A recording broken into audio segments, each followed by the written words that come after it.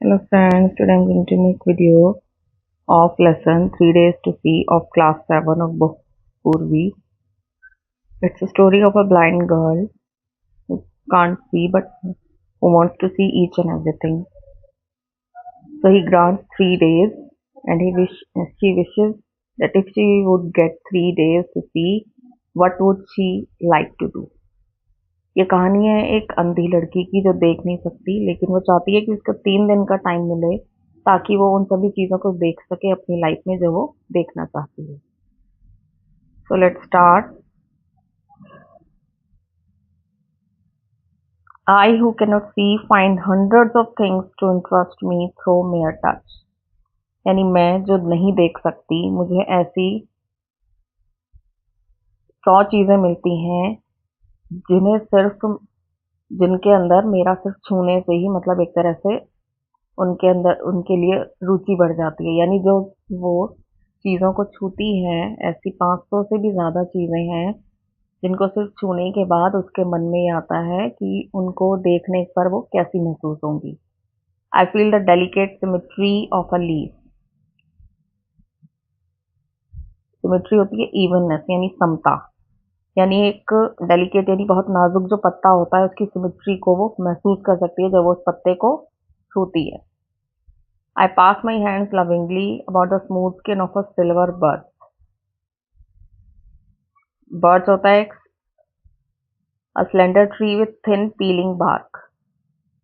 यानी एक ऐसा पेड़ होता है जिसका जो तना होता है वो उसका बहुत ही जिसको आप छिलके को उसकी स्किन को उतार सकते हो. जब वो उसको छूती है उस ऐसे पेड़ को, बर्च होता है सनोबर का पेड़, यानी उसको जब वो छूती है तो उसको ऐसा महसूस होता है.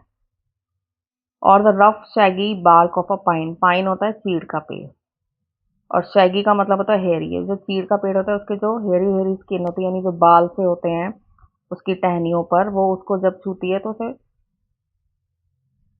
महसूस कर पाती है कि वो उसके अंदर रफनेस है. और जब वो एक डेलिकेट पत्ते को छूती है यानी एक ऐसे बहुत ही नाजुक पत्ते को छूती है तो उसे पता चल जाता है कि उसके अंदर किस तरह से समता है, यानी वो कितना स्मूथ है.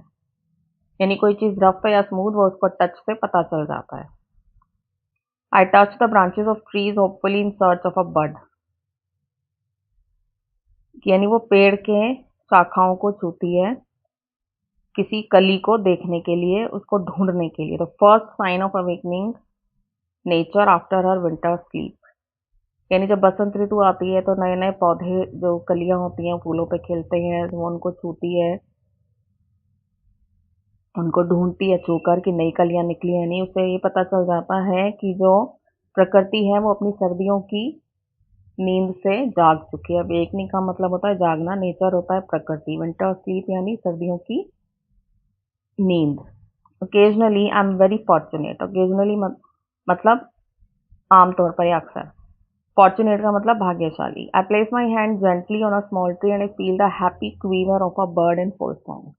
वो कहती है कि वैसे मैं बहुत भाग्यशाली हूँ जब मैं अपना हाथ बहुत आराम से एक छोटे पेड़ पर रखती हूँ तो मैं महसूस कर सकती हूँ कि जो एक पक्षी है जब वो गाना गाता है यानी उसकी आवाज़ की जो कंपन है उसको मैं महसूस कर सकती हूँ. At times my heart cries out with longing to see all this things. उस समय जो उसका हृदय है वो रोता है, यानी उसका दिल बहुत ज़्यादा मायूस हो जाता है, रोता है, क्योंकि वो उन सभी चीज़ों को देखने की इच्छा रखती है जिन्हें वो महसूस करती है. If I can get so much pleasure from mayor touch, how much more beauty must be revealed bye site.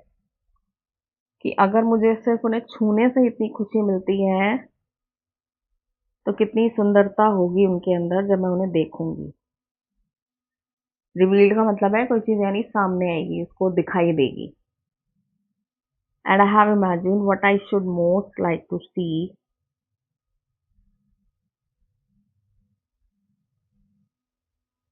if I were given the use of my eyes for just 3 days. कि वो कल्पना करती है, imagine मतलब कल्पना करना, कि मैं ये सोच कल्पना करती हूँ कि मैं कौन सी चीज़ों को देखना चाहूँगी अगर मुझे 3 दिन के लिए आंखें मिल जाए.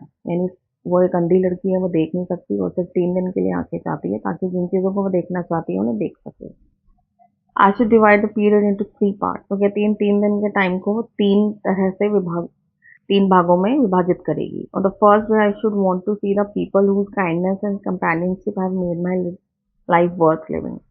सबसे पहले वो उन लोगों को देखना चाहेगी कि जो बहुत जिनकी दयालुता और एक उनका जो भाईचारा, यानी जब वो अंधी है तो कई बार आमतौर पर लोग एक दूसरे की मदद कर देते हैं, दूसरे को ये सोचकर कि कोई अंधा है या कोई अपंग है। तो उन लोगों को देखना चाहती है जिनके हृदय में इतनी दयालुता है, भाईचारा है, जिन्होंने अपनी इस दयालुता से उसकी लाइफ को बहुत ज़्यादा यानी आसान बना दिया है, यानी उसे लगता है कि उसकी लाइफ की भी कोई वैल्यू है। I do not know what it is to see into the heart of a friend through that window of the soul the eye. कहती है मैं नहीं जानती what it is to see into the heart of a friend, यानी एक जो दोस्त है उसके दिल में क्या देखना चाहिए, through that window of soul the eye. Window of the soul का मतलब है यानी जो आत्मा की खिड़की है, यानी आंखों से आप क्या देख सकते हो, यानी जो उसके फ्रेंड्स होंगे जो उसको हेल्प करते हैं वो उन्हें दिल से ही उनकी इस दोस्ती को, उनकी दयालुता को सबको महसूस करती है और उन अपने टच से ही वो उन्हें पहचान लेती है। तो वो कहती है कि आंखों से वो उनके मतलब किस तरह से उनको और क्या देख पाएगी उनकी इस दोस्ती को, वो उस चीज़ को महसूस करना चाहती है। I can only see through my finger tips the outline of a face. कहती है अपनी हाथों की उंगलियों से जब वो किसी के चेहरे पर अपनी हाथों की उंगलियां फिराती है तो उसे उसकी आउटलाइन जो फेस की है, चेहरे की है, वो समझ में आ जाती है। जो जो अंधे होते हैं जिनकी आंखें नहीं होती, वो सिर्फ अगर किसी की आवाज़ सुनते हैं, सिर्फ छू लेते हैं तो उससे वो उसको पहचान लेते हैं। I can detect laughter. कहते हैं मैं जो हंसी है उसको यानी महसूस कर सकती हूँ, उसका पता लगा सकती हूँ, यानी कोई हंस रहा है। Laughter, sorrow and other obvious emotions, यानी इस तरह के जो इमोशंस हैं वो सभी उसको स्पष्ट समझ आते हैं आवाज़ को सुनकर। I know my friends from the feel of their faces. और मैं अपने सभी दोस्तों को उनके जो फेस है उसको जब वो हाथ से छूती है तो वो उन्हें पहचान लेती है।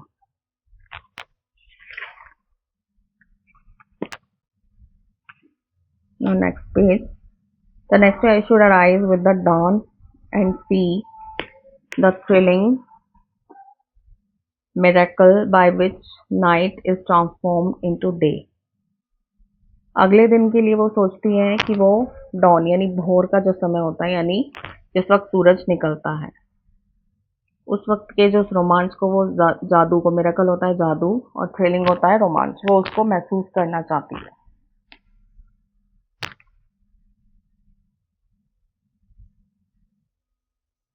Thrilling miracle by which night is transformed into day, यानी जो रात है वो किस तरह से दिन में बदल जाती है, वो उस रोमांच को देखना चाहती है।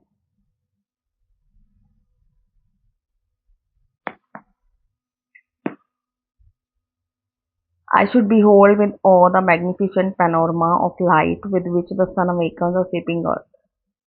इसके अलावा वो देखना चाहती है, behold का मतलब है देखना, magnificent यानी शानदार, panorama यानी चित्रमाला, कि किस तरह से सूरज जब सुबह निकलता है, जो उसकी रोशनी होती है वो किस तरह से सारी जो पृथ्वी है जो सो रही होती है, सब लोग सो रहे होते हैं, एक तरह से उनको जगाती है कि जब सूरज की रोशनी निकल जाती है तो बहुत से लोग उसकी बहुत सभी को तभी पता चलता है कि दिन निकल आया है। तो वो उस रोशनी को, उसकी जो चित्रमाला यानी कैसे धीरे धीरे सूरज की रोशनी बढ़ती है, वो उसको देखना चाहती है। This day I should devote to a hasty glimpse of the world past and present, यानी इस दिन मैं जो देना चाहूंगी अपने दिन को, जो संसार है उसकी जो झलकियाँ, ग्लिम्स हो एक तरह से हो गई, उसकी जो झलकियाँ हो गई हैं उनको देखना चाहूंगी, पास्ट को, प्रेजेंट को। I should want to see the pageant of man's progress. Pageant होता है यानी एक तरह से दिखावा, जो आदमी ने अपनी प्रगति की है, तरक्की की है, वो उसको देखकर महसूस करना चाहते हैं। And so I should go to the museum, यानी जो म्यूजियम होते हैं उनमें आमतौर पर सब चीज़ें हिस्टोरिकल रखी होती है कि किस तरह से धीरे धीरे लाइफ में एक ह्यूमन बीइंग ने या सबने कैसे तरक्की की है, यानी कोई चीज़ पहले कैसी थी, धीरे धीरे उससे कैसे आविष्कार किए गए और कोई चीज़ कैसे बनी, यानी किस तरह से लाइफ ने उसके साथ साथ प्रोग्रेस किया, उन सभी चीज़ों के साथ वो उसे देखना चाहती है। उसके लिए वो म्यूजियम जाना चाहती है।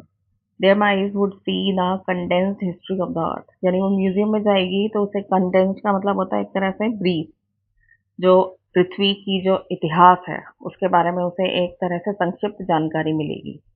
Animals and the races of man pictured in their native environment, जो जानवर हैं और जो आदमी हैं, ह्यूमन बीइंग हैं, उनकी जो अपने अपने देश में यानी जो उनके वातावरण में उन्होंने किस तरह तरक्की की है वो उन सबको देख सकेगी।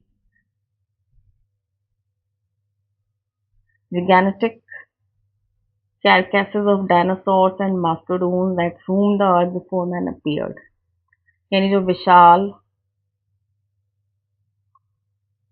carcasses का मतलब है रिमेन्स, या रिमेन्स यानी जो अवशेष हैं, जो डायनासोर्स के अवशेष हैं। और मैस्टोडोन्स था एक बहुत बड़ा जानवर जो कि हाथी जैसा था लेकिन उसके ऊपर फर थे, यानी वो बहुत समय पहले हुआ करता था जिस वक्त डायनासोर्स होते थे। तो उनके रिमेन्स को यानी जो अवशेष है उनको देखना चाहती है, जो आदमी के आने से पहले पृथ्वी पर हुआ करते थे, घूमते थे। With his tiny stature and powerful brain to conquer the animal kingdom, अपने जो जो विशाल उसका जो छोटा शरीर था और जो बहुत ज़्यादा पावरफुल ब्रेन था, उसके साथ वो एनिमल किंगडम पर एक तरह से जिन्होंने जीत हासिल कर रखी थी। यानी आदमी के आने से पहले जो डायनासोर थे और मैस्टोडोन यानी हाथी जैसे जो जानवर थे जो पहले के टाइम पर हुआ करते थे, वो उन सभी को देखना चाहती है। The following morning I should again greet the dawn, anxious to discover new delights, new revelations of beauty. Revelations होती है खुलासा। अगले दिन वो दोबारा से देखना चाहेगी भोर के समय को, यानी जब सूरज निकलता है, और वो बहुत उत्सुक है नई रोशनी उमंगे जो होती है उनको देखने के लिए, सुंदरता को देखने के लिए। Today this third day I shall spend in the work day world, amid the haunts of man, going about the business of life, the city becomes my destination. और अगले दिन का जो समय है वो उसे देखना चाहेगी, जो लोग हैं किस तरह से अपनी भागा दौड़ी में लगे हुए हैं, किस तरह से काम करते हैं पूरे दिन, यानी वो जो शहर है वो उसका डेस्टिनेशन बन जाएगा। वो उस शहर को देखना चाहेगी किस तरह से पूरा दिन लोग अपने काम में लगे होते हैं। एमिड द हॉन्ट्स ऑफ मैन, यानी हॉन्ट्स होती है सत्ता, यानी जो रेगुलर मीटिंग प्लेसेस जहाँ लोग रोज आमतौर पर जाते हैं, कोई जॉब करने के लिए एक कंपनी में जाता है या किसी जगह जाता है, वो उन सभी को देखना चाहती है। First I stand at a busy corner merely looking at people, trying by sight of them to understand something of their daily life.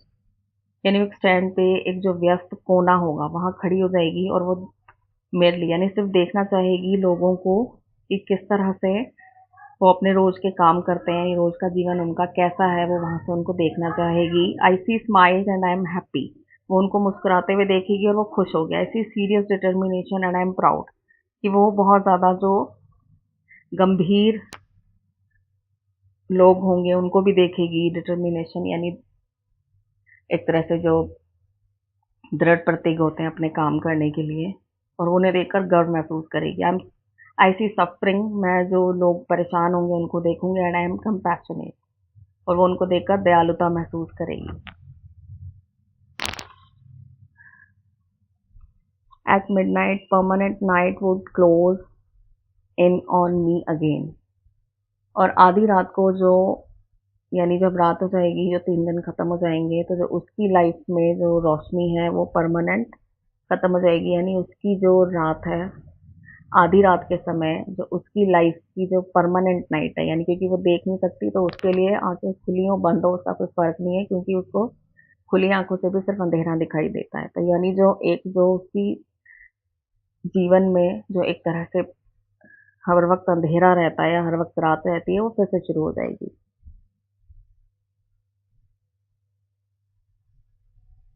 Naturally in those 3 short days I should not have seen all I wanted to see, वो कहती है कि स्वाभाविक तौर पर, naturally स्वाभाविक तौर पर इन 3 छोटे दिनों में वो सब नहीं देख पाएगी जो वो देखना चाहती है। Only when darkness had again descended upon me, should I realise how much I had left एंड सी, सिर्फ जब वो अंधकार उसके ऊपर हावी हो जाएगा, यानी डिसेंडेड मीन्स अब 3, यानी दोबारा से जब वो फिर वापस उसी अंधकार में, जैसे आप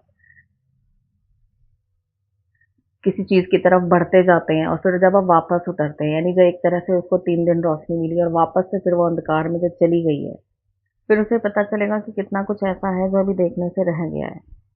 आई who am blind can give one hint to those who can see, कहती है जो कि अंधी हूँ, मैं उन लोगों को जो देख सकते हैं एक तरह से उन्हें कोई सलाह देना चाहती हूँ। Use your eyes as if tomorrow you would be stricken blind, वो कहती है अपनी आँखों का इस्तेमाल करो इस तरह से, जैसे कल आपकी जो आँखें हैं वो इस तरह से नहीं रहेंगी, आप कल से कुछ देख नहीं पाओगे।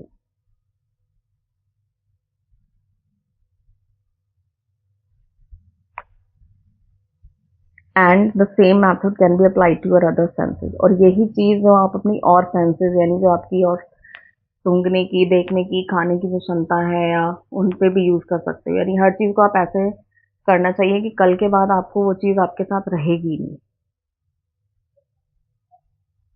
Here the music of voice, आवाज का संगीत सुनो। The song of a bird, पक्षी का गाना सुनो। The mighty strains of an orchestra, strains यानी ट्यून्स, यानी ऑर्केस्ट्रा की जो ट्यून्स हैं उनको सुनो।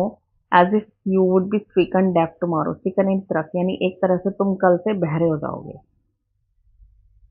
Touch each object as if tomorrow your tactile sense would fail, हर चीज को इस तरह से छुओ या जैसे कि अगले दिन तुम्हारी जो छूने की जो सेंस है वो खत्म हो जाएगी। Smell the perfume of flowers, जो फूलों की जो खुशबू है, महक है, एक तरह से जैसे परफ्यूम से आती है उसको महसूस करो। With relish each morsel, relish का मतलब स्वाद लेना, मॉर्सल यानी a small piece of food, यानी जो खाना है उसके स्वाद को ऐसे लो जैसे आपको जो सेंसेस मिली हैं उनके लिए आपको बहुत थैंकफुल होना चाहिए। As if tomorrow you could never smell and taste again, यानी कल अगले दिन जैसे आप ना कुछ स्मेल कर पाओगे, सूंघ पाओगे, ना किसी चीज़ का स्वाद ले पाओगे।